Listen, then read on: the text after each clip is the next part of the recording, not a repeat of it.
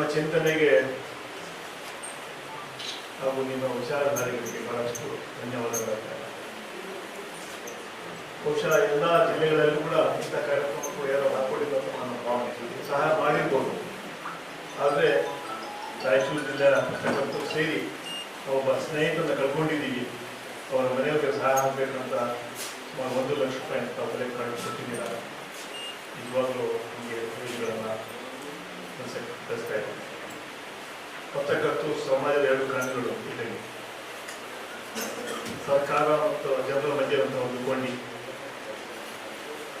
ನಮ್ಮ ಮೇಲೆ ದೊಡ್ಡ ಹೊಣೆಗಾರಿಕೆ ಜವಾಬ್ದಾರಿ ಕೂಡ ಇದೆ. ಎಲ್ಲಿ ಸರ್ಕಾರ ನಡೆಯುತ್ತೆ ತಪ್ಪುಗಳು ಮಾಡಿದ್ರೆ ಅದನ್ನು ಸರಿಪಡಿಸುವಂಥ ಶಕ್ತಿ ಪತ್ರಕರ್ತರಿಗೆ. ಅದೇ ರೀತಿ ಸಮಾಜದಂತಹ ಸಮಸ್ಯೆಗಳ ಬಗ್ಗೆ ಸರ್ಕಾರದ ಗಮನಕ್ಕೆ ದೊಡ್ಡ ಜವಾಬ್ದಾರಿ ಬೆಳೆಯಲಿಕ್ಕೆ ಪಟ್ಟಿದ್ದಾರೆ. ಈಗ ನಿಮ್ಮ ಸಂಘದ ಅಧ್ಯಕ್ಷರು ಹೇಳಿದ್ರು, ಸುಮಾರು 25 ಲಕ್ಷ ಪ್ರತಿ ಜಿಲ್ಲೆಗೆ ಕೊಡುವಂತಹ ತುರ್ತು ನಿಧಿ ಅದರ ಮೂಲಕ ನಾವು ಮಾಡ್ಬೋದು, ಇದು ಆಗಲಿಕ್ಕಬಹುದು, ಮುಖ್ಯಮಂತ್ರಿಗಳು ಕೊಟ್ಟಿದೆ ಅಂತ ಮಾತನ್ನು ಹೇಳಿದ್ದಾರೆ. ಇವತ್ತು ತಾವು ಹೇಳಿದಂಥ ಮಾತು ನಾಳೆ ನಾವು ಮುಖ್ಯಮಂತ್ರಿ ಭೇಟಿ ಮಾಡ್ತಾ ಇದ್ದೀವಿ, ಸಭೆ ಇದೆ. ಆ ಸಭೆಯಲ್ಲಿ ಕೂಡ ನಾನು ಮಾಹಿತಿ ತರ್ತೇನೆ. ಅದೇ ರೀತಿ ನಿಮ್ಮ ಮಾಜಿ ಅಕಾಡೆಮಿ ಅಧ್ಯಕ್ಷ ಪ್ರಭಾಕರ್ ಅವರಿಗೆ ಮಾಹಿತಿ ಕೂಡ ಇದೆ ಅಂತ ಕಾಣ್ತಾರೆ. ಸೊ ಅದ್ರ ಮೂಲಕ ಅವರಿಂದ ಕೂಡ ನಾವು ಚರ್ಚೆ ಮಾಡಿ ಮುಂದಿನ ದಿನಗಳಲ್ಲಿ ಹೇಗೆ ಸಹಾಯ ಮಾಡೋಕ್ಕಾಗ ಸರ್ಕಾರದಿಂದ ಮತ್ತು ಒತ್ತಾಯ ಕೂಡ ಹಾಕುವಂಥ ಕೆಲಸ ನಾವು ಮಾಡ್ತೀವಿ ಅಂತ ಮಾತನ್ನು ಹೇಳಿ, ನಿಮ್ಮ ಈ ಪತ್ರಕರ್ತರ 25 ವರ್ಷ ಆಗಿ ಅಂತ ಮಾತನ್ನು ಹೇಳಿದ್ದಾರೆ.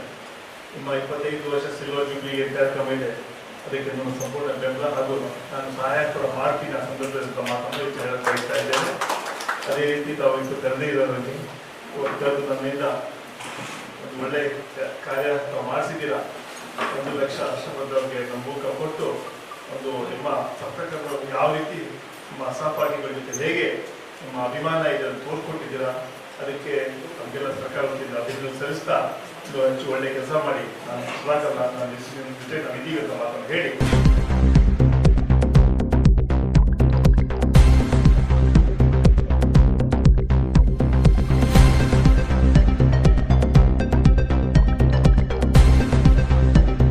ಕಾರ್ಯಕ್ರಮಕ್ಕೆ ಅತಿಥಿಯಾಗಿ ನಾವು ಯಾಕೆ ಕರಿತಾ ಇದ್ದೀವಿ ಅಂದ್ರೆ ಅವರಿಂದ ಚೆಕ್ ಅನ್ನು ಕೊಡಿಸೋದು ಅಷ್ಟೇ ಅಲ್ಲ, ಅವರು ಕೂಡ ಒಂದಷ್ಟು ನಮ್ಮಿಂದ ಜವಾಬ್ದಾರಿಯನ್ನು ಹೊರಿಸೋಣ ಅನ್ನುವಂಥ ಉದ್ದೇಶದಿಂದ ಅವ್ರನ್ನ ಅತಿಥಿಯಾಗಿ ನಾವು ಕಾರ್ಯಕ್ರಮಕ್ಕೆ ಕರೆದು ಅವ್ರ ಮೂಲಕ ಚೆಕ್ ಕೊಡಿಸುವಂಥದ್ದನ್ನು ಮಾಡ್ತಾ ಇದ್ದೀವಿ.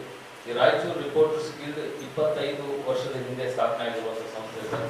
ಈ ವರ್ಷ ಬೆಳ್ಳಿ ಮಹೋತ್ಸವವನ್ನು ಆಚರಣೆ ಮಾಡ್ತಾ ಇದೆ.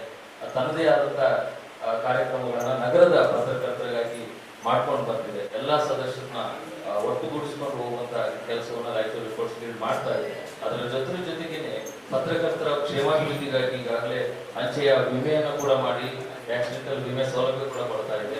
ಅದ್ರ ಜೊತೆ ಇತ್ತೀಚೆಗೆ ನಾವು ಪತ್ರಕರ್ತರ ತುರ್ತು ನಿಧಿ ಅಂತ ಮಾಡಿರುವಂಥದ್ದು, ನಮ್ಮನ್ನ ಕೊಡುವಂತ ಆಕಸ್ಮಿಕವಾಗಿ ನಮ್ಮಿಂದ ದೂರ ಆಗುವಂತ ಪತ್ರಕರ್ತರಿಗೆ 1 ಲಕ್ಷ ರೂಪಾಯಿ ಚೆಕ್ ಅನ್ನ ನೀಡುವ ಮೂಲಕ ಅವರ ಕುಟುಂಬಕ್ಕೆ ಅನುಕೂಲ ಆಗಲಿ ಅನ್ನುವಂಥ ನಿಟ್ಟಿನಲ್ಲಿ ಒಂದು ಸಣ್ಣ ಪ್ರಯತ್ನವನ್ನ ರಾಯಚೂರು ರಿಪೋರ್ಟ್ಸ್ ಮಾಡ್ತಾ ಇದೆ. ನಮ್ಮ ಸೈಯದ್ ಅಶ್ರಫ್ ಅವರು ನಿಜಕ್ಕೂ ಕೂಡ ಅವರ ಒಂದು ಪರಿಸ್ಥಿತಿಯನ್ನು ನಾವು ನೋಡಿದಾಗ ಎಲ್ಲ ಪತ್ರಕರ್ತರು ಕೂಡ ನಮ್ಮನ್ನು ನಾವು ಆತ್ಮಾವಲೋಕನ ಮಾಡ್ಕೊಳ್ಬೇಕಾಗುತ್ತೆ. ಯಾಕಂತ ಹೇಳಿದ್ರೆ ಅವರು ಸುಮಾರು ತಮ್ಮ 40-45 ವಯಸ್ಸಿನಲ್ಲೂ ಕೂಡ ಕಷ್ಟಪಟ್ಟು ತಮ್ಮ ಫ್ಯಾಮಿಲಿಗೋಸ್ಕರ ಅವರು ದುಡಿತಾ ಇದ್ದಂಥದ್ದು. ಯಾಕಂದ್ರೆ ಅವರು ವಾರಕ್ಕೆ 2-3 ಸಾರಿ ಹೈದರಾಬಾದ್ಗೆ ಹೋಗಿ ಬರ್ತಾ ಇದ್ರು ಮತ್ತು ಅವ್ರ ಸಂಬಳ ಕೂಡ ಅಂತ ಅಂದ್ರೆ ಒಂದು ಅವರ ಸೇವೆಗೆ ತಕ್ಕಂತ ಸಂಬಳ ಕೂಡ ಇರಲಿಲ್ಲ ಅನ್ನುವಂಥದ್ದು ನಾವಿಲ್ಲಿ ನೆನಪು ಮಾಡ್ಕೊಳ್ಬೇಕಾಗುತ್ತೆ. ಯಾಕಂದ್ರೆ ಎಷ್ಟೋ ಪತ್ರಕರ್ತರು ನಿವೃತ್ತಿ ಅಂಚಿಗೆ ಬಂದರೂ ಕೂಡ ಅವರ ಸಂಸ್ಥೆಗಳಿಂದ ಅವರು ಗೌರವಾನ್ವಿತವಾದಂತಹ ಸಂಬಳವನ್ನು ಪಡೆಯಲ್ಲ. ಇದು ಕೇವಲ ಒಬ್ಬಿಬ್ಬರು ಪತ್ರಕರ್ತರಿಗೆ, ಸಾಕಷ್ಟು ಪತ್ರಕರ್ತರು ಎದುರಿಸುವಂತಹ ಪರಿಸ್ಥಿತಿ ಇದಾಗಿದೆ. ಹೀಗಾಗಿ ಏನ್ ನಾವು ಸಂಘಗಳು, ಸಂಸ್ಥೆಗಳು, ಗಿಲ್ಡ್ಗಳು ಅಂತ ಮಾಡ್ತೀವಿ, ಇವುಗಳಿಂದ ಕೂಡ ನಾವು ಅವರಿಗೆ ಸಹಾಯ ಮಾಡಲೇಬೇಕಾದಂತಹ ಪರಿಸ್ಥಿತಿ ಇದೆ. ನಮ್ಮ ಜವಾಬ್ದಾರಿ ಕೂಡ ಇದೆ. ಅದನ್ನ ನಾವು ಸರ್ಕಾರದ ಮೂಲಕ